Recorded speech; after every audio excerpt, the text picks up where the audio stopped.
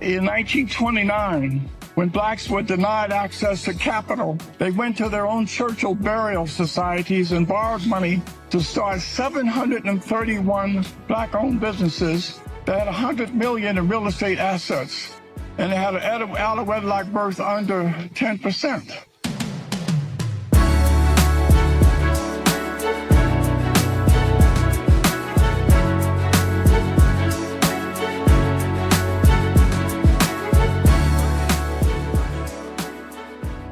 Yo, what's up, y'all? Welcome back to Black Excellence Daily. I'm your host, Sean Croxton. Thank you so much for tuning in. We've got an old school legend on the show today. His name is Robert Woodson. You know, a couple days ago, Monday, we were talking about leaders, real leaders, and how a leader encourages his or her followers to take personal responsibility for their life, to have agency, to acknowledge that you have lots of control over how your life turns out. Robert Woodson is one of those leaders. And he's been talking about this. He's been encouraging you to have that agency, to take personal responsibility, going all the way back to the civil rights movement. And a lot of people are just now finding out about Robert Woodson. And one thing that I've noticed is I've been posting Robert Woodson reels for 2 or 3 years on my Instagram account. What I've noticed over this last 9 months or so is that his message is resonating like never before. And I think, and this is just what I think, it's my own theory, I think one of the reasons for that is that Black folks we're just getting a little tired of constantly being pummeled with negative information and constant reminders of the tragedies and the traumas of the past. It's perfectly fine and normal to acknowledge things that have happened in the past, but to constantly be reminded of these over and over and over and over and over again, I don't find it very helpful. And I think there are more people who are starting to think this way. You know, I've about had it with the slave movies. Like, I'm done. I posted a comment the other day that resonated with a lot of people. And the comment was like, I can't wait for the day when I could just watch a Black movie without all the hidden messages and meanings, you know, about slavery and Jim Crow and disparities. And like, I just want to watch a good movie. And a lot of people are like, yeah, man, I feel you on that one. Like, we just want to watch a good movie, man. And the point here is that we have to protect our subconscious minds. We talked a couple of weeks ago about how the subconscious mind works, how any idea that you accept goes into the subconscious mind. And when it goes in there repeatedly with emotion, it plants itself in the subconscious, and that idea can guide the direction of your life. And so one thing that I posted, and this is really important for kids too, because as you know, up until about the age of 7, their subconscious minds are wide open. They are soaking everything up as they try to make sense of this new world that they're in, right? And I posted something on Instagram a couple of years ago that got a lot of likes and shares. And it said this: if you keep telling little Black kids how the system is rigged against them, don't be surprised when they grow up to believe in the failures of the system more than they believe in the greatness within themselves. And that is a commentary about the subconscious mind. When you keep feeding negativity over and over and over and over again to little kids' minds, and your mind as well, it can only be detrimental to your life. And yes, it is important to acknowledge things that have happened in the past, but it can't always be about the past, and it can't always be about today's system and all of the external things that are holding you down. Like, there have to be messages of accomplishment, right? Like, we should hear more about the 20 slaves who became millionaires. We should hear more about all of the Black inventors. There are so many things that we use every day that were invented by Black folks. We just don't know it. We have to hear more about these stories, past and present, of overcoming adversity. Because, you know, on the teeter-totter of the mind, there's an elephant of negativity on one side. And we have to learn we have to become more present of this and start to, stack some positivity on the other side, right? Because these kids are growing up to have low self-esteem, to have low self-worth, to hate their country, and to believe that they can't do whatever it is they want to do in life, that somebody is always holding them down. And so that's why I like Robert Woodson, because he does that, right? He reminds us of the victories of the past, not just the tragedies. Robert Woodson's coming up. What we try to do at the Woodson Center is that we think that, as General Clark said, we must have competitive ideas. We should not be unwilling to encourage opposition and debate. Right now, there's no such thing as debate. We don't have education, we have indoctrination. Education teaches you how to think. Indoctrination tells you what to think. And that's what we're doing with a lot of our children. And so I really think what we're trying to do, we offer an alternative curriculum called 1776.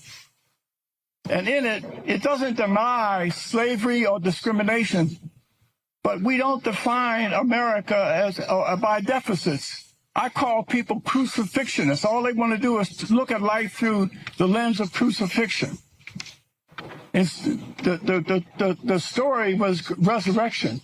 And so in our curriculum, we have stories of people who have triumphed against the odds. We have endless examples of people who, when there were 20 blacks who were born slaves who died millionaires.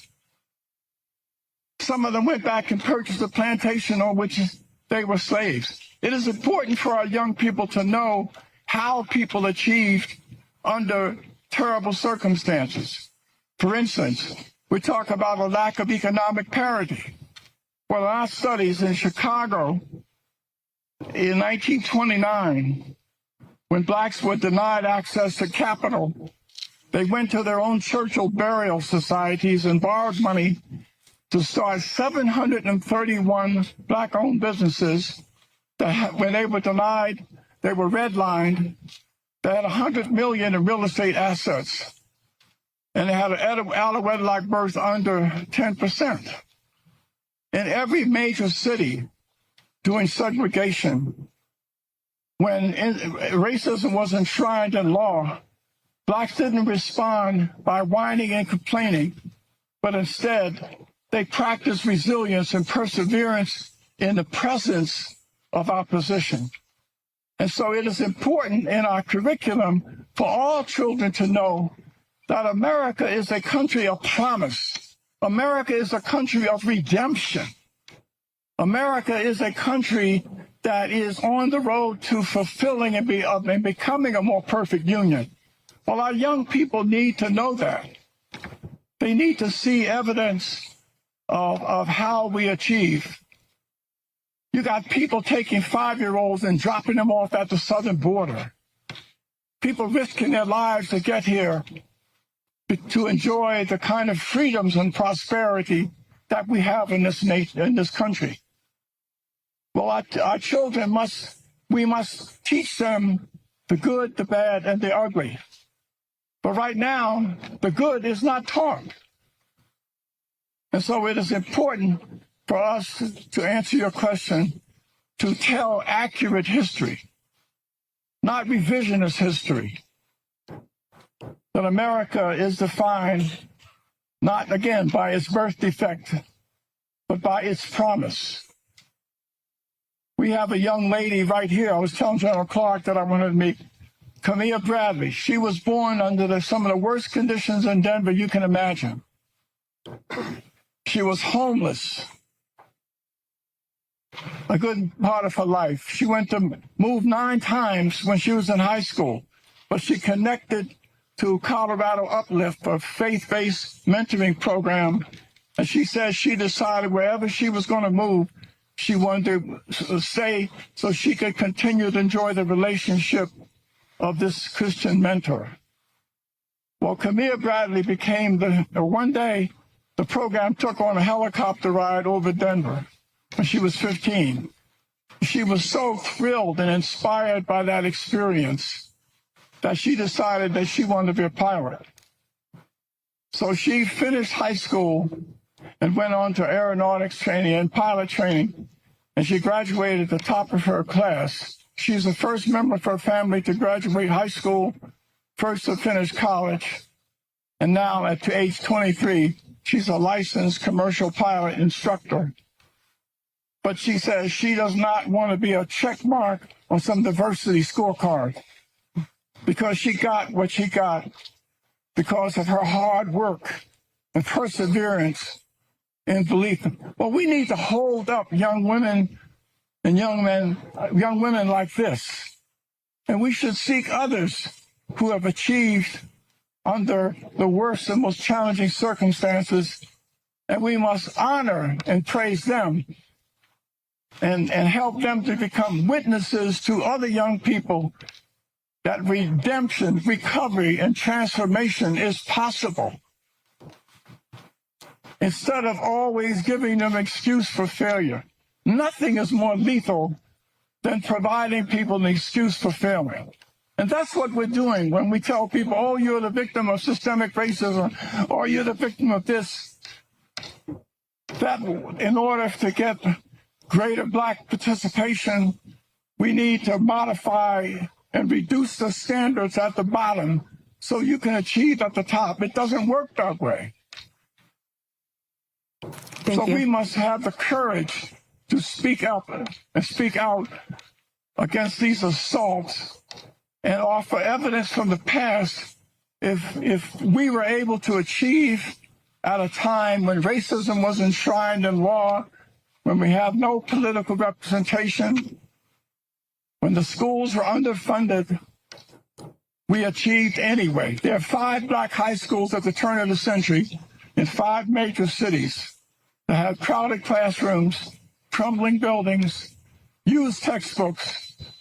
Every one of those Black high schools out-tested every white high school in those 5 cities in 1920.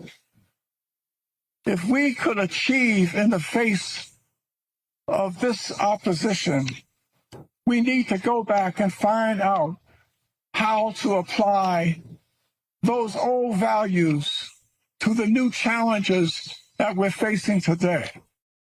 That was Robert Woodson. You can learn more about him at 1776 Unites. You can watch today's talk on YouTube. It is called NCLS 2022 Robert Woodson Keynote. Please subscribe to the podcast, leave a rating and or review for the show. It really helps to push the show up the charts. I appreciate that. And I will see you tomorrow with Steve Harvey. I'm out. Peace.